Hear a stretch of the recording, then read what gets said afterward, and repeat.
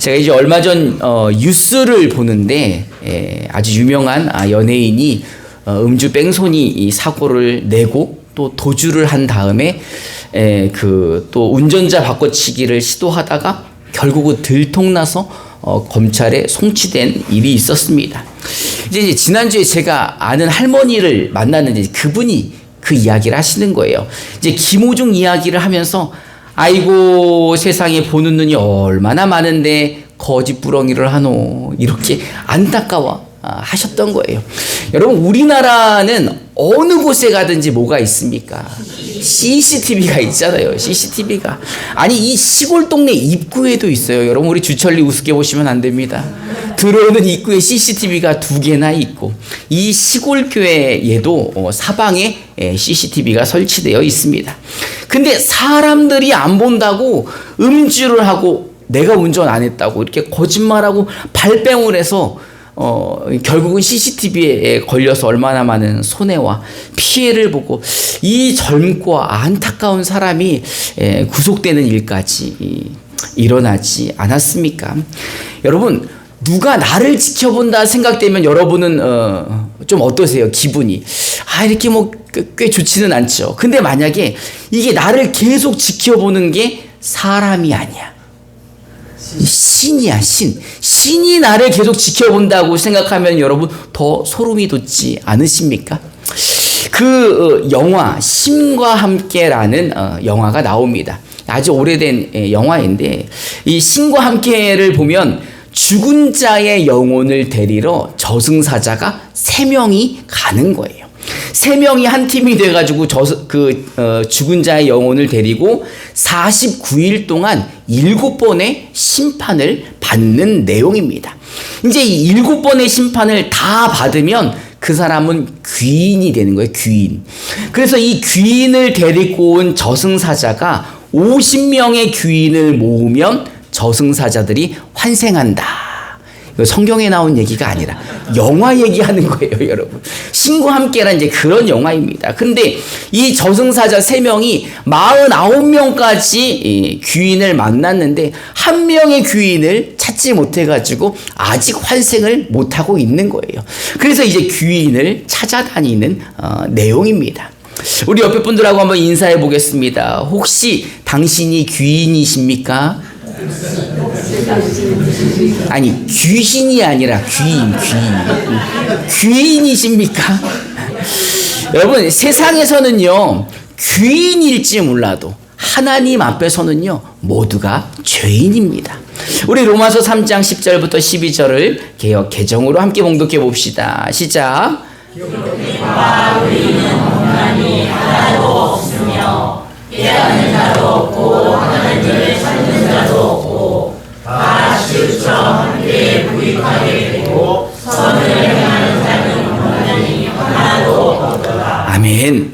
하나님 앞에 의인은 없습니다. 그래서 모든 사람이 하나님 앞에 죄인이기에 그 죄로 인해 심판받고 지옥 갈 수밖에 없는 것입니다. 근데 하나님이요 우리를 사랑하셔서 우리를 위해 참된 귀인을 보내주셨습니다. 우리 마태복음 1장 21절부터 23절을 개역 개정으로 함께 봉독해 봅시다. 시작. 할렐루야. 이미 그를 사랑하라. 이는 그가 자기 백성을 그의 죄에서 구원할 자이시라. 이 모든 일이 된 것은 주께서 선지자로 하신 말씀을 이루려 하심이니 이르시되 보라 처녀가 잉태하여 아들을 낳을 것이요 그 이름은 임마누엘이라. 이를 번역한즉 아멘. 하나님께서 자기 백성을 그들의 죄에서 구원할 자로 자기 아들 예수를 이 땅에 귀인으로 보내주신 겁니다. 이 귀인이라는 말은 사회적으로 지위가 높고 귀한 사람을 말하는 것입니다. 여러분 그렇다면 예수님이 우리에게 왜 귀하신 분입니까? 창조주 하나님의 아들이신데 하나님과 동일한 위치에 있는 성자 하나님이신 거예요. 근데 그분이 하늘 영광을 포기하시고 낮고 천한 이 땅으로 인간의 몸을 하고 내려오셨습니다. 뿐만 아니라 우리가 받아야 될 심판을 예수님이 대신 받아주셨잖아요. 예수님이 십자가에서 대신 심판을 받아주셨기에 우리가 그 예수를 믿기만 하면 죄 사함을 받고 하나님의 자녀가 된다는 것입니다. 우리 요한복음 1장 12절부터 13절을 개역 개정으로 함께 봉독해 봅시다. 시작. 하나님의 자녀가 되는 권세를 주셨으니 이는 혈통으로나 육정으로나 사람의 뜻으로 하지 아니하고 오직 하나님께로부터 난 자들이라. 아멘. 영접하는 자, 영접한다라는 말이 무엇입니까? 곧 예수의 이름을 믿는 자들은 하나님의 자녀가 되는 권세를 주셨다는 거예요. 이게 혈통으로 된 것도 아니고 육정으로 된 것도 아니고 사람의 뜻으로 된 게 아니라 오직 하나님의 뜻대로 하나님께로부터 하나님의 계획에 의해서 하나님의 자녀가 되었다는 것입니다. 그러니 예수님을 믿으면 죄 사함 받고 심판을 면제받지요. 또 하나님의 자녀로 신분도 바뀌지요. 그러니 얼마나 예수님이 우리에게는 귀인이십니까? 근데 이 예수님에게는요 또 다른 이름이 있다는 거예요. 그 이름이 무엇입니까? 임마누엘. 임마누엘의 뜻이 뭐예요? 하나님이 우리와 함께 하신다라는 거예요. 그냥 잠깐 함께 하시는 게 아니라 영원히 함께 하신다는 겁니다. 그러니 여러분 영원히 하나님이 함께 하시면 불편해요? 안 불편해요? 옆에 분들하고 한번 인사해 보시죠. 왜 말을 못해?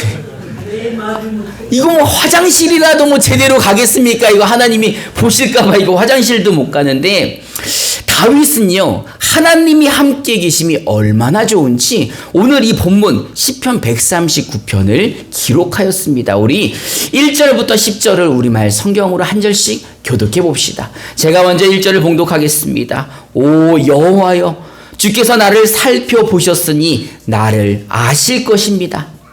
내가 앉고 서는 것을 아시고 멀리에서도 내 생각을 아십니다. 주께서는 내가 길을 다니는 것과 내가 눕는 것을 아시니 내가 하는 모든 일을 샅샅이 알고 계십니다.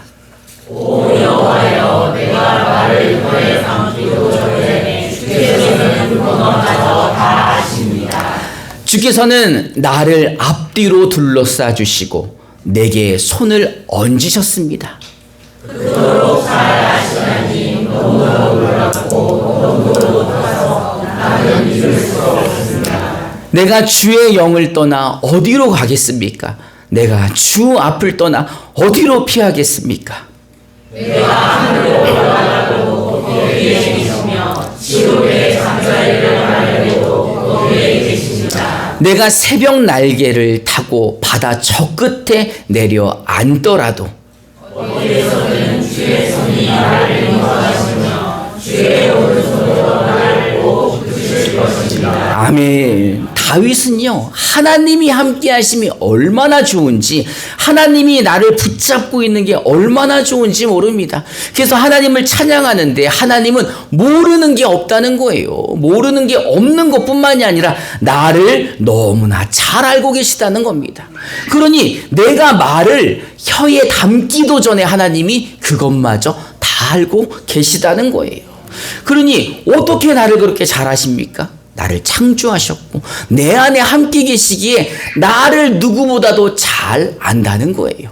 뿐만 아니라 하나님은요 안 계신 곳이 없고 못 가시는 곳이 없다는 거예요. 하늘로 올라갔더니 하늘에도 계시고 지옥으로 숨어 들어갔더니 지옥에도 하나님이 계시고 하나님을 피해 어디 갈 데가 없다라는 거예요. 근데 이 시를 읽어보면은 하나님이 어디나 있어서 불편합니다가 아니라 어디나 하나님이 함께 계시니 내가 감사합니다라는 의미로 들리는 거예요. 하나님이 나를 손에 꼭 붙잡아 주신다는 겁니다. 우리 시편 139편 10절을 우리말 성경으로 다시 한번 봉독해 봅시다. 시작. 어디에서든 주의 손이 나를 인도하시며 주의 오른손으로 나를 꼭 붙이실 것입니다. 아멘. 여러분, 내비게이션이 안 터지는 곳은 어디입니까? 인공위성이 닿지 않는 곳이에요. 그런데 하나님은요, 어디를 가든지 나와 함께 하시며 인도하실 뿐만이 아니라 내 손을 꼭 붙잡아 주신다는 겁니다. 여러분 믿으십니까? 오늘 세례받은 우리 심상현 성도님 간증을 제가 대신 한번 해보겠습니다. 아니, 세례받기 일주일 전에 너무 큰 교통사고가 나신 거예요. 아시는 분들은 아마 다 아실 겁니다. 차가 완전히 다 망가질 정도의 큰 사고인데도 지금 보시면은 멀쩡하시잖아요. 아니, 그리고 그 어디 뭐 부러지거나 다친 데도 없이 근육이 많이 놀래서 일주일 물리치료 받고 났더니 지금 또 너무 괜찮다고 그렇게 말씀하시는데, 사실은 여러분 누가 지켜주신 겁니까?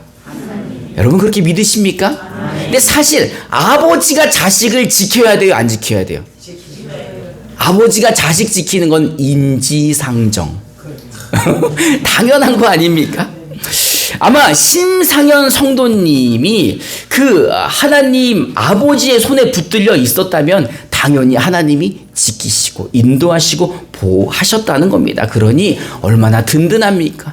여러분 든든하지 않습니까? 내가 하늘에 가도 하나님이 손을 붙잡고 지켜주시고 지옥에 내려가도 하나님이 내 손을 붙잡고 지켜주신다니 얼마나 감사합니까?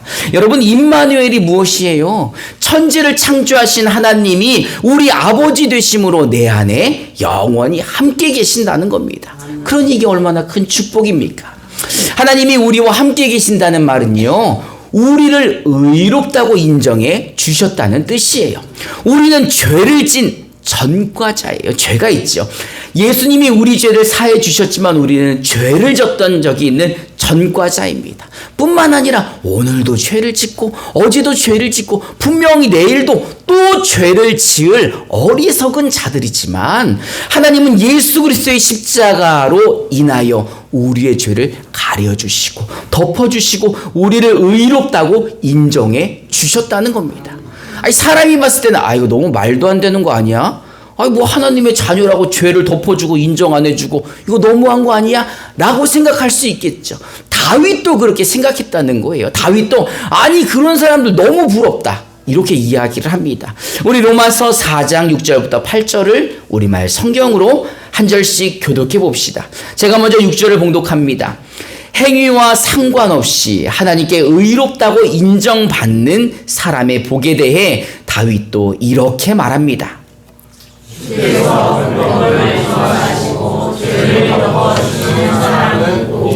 우리 함께 봉독해 봅시다. 주께서 그 죄를 인정치 않으실 사람은 복이. 아멘. 행위와 상관없이 하나님이 의롭다 인정해 주신다는 겁니다. 불법을 해도 용서해 주시고 죄를 덮어 주시고 그 죄를 인정하지 않는 사람은 참 복이 있다. 다윗이 그렇게 고백을 한다는 거예요. 다윗이 봤을 때는 우리가 너무 부러운 거죠. 우리가 왜 부럽습니까? 우리는 자격이 어떤 자격을 가지고 있어요? 하나님의 자녀, 패밀리, 가족이라는 거예요. 다윗이 봤을 때는 그 높은 하나님, 창조주 하나님, 어려운 하나님이시지만은 우리는 그 하나님을 아버지로 부를 수 있어서 이렇게 행위와 상관없이 의롭다 인정을 받으니 얼마나 부럽습니까? 또 그 하나님의 아들 예수가 십자가로 인하여 우리를 대신하여 심판을 받아주셨으니 우리가 얼마나 부럽다는 것입니다. 우리가 얼마나 부럽다는 겁니까? 여러분, 우리가 잘나서 죄 용서함 받았습니까? 아니죠. 우리가 얼마나 선행을 많이 했다고 하나님이 우리를 올바르다고 인정해 주십니까? 그게 아니라 우리의 행위와 상관없이 예수님의 십자가를 보고 하나님이 우리를 의롭다 인정해 주셨다는 거예요.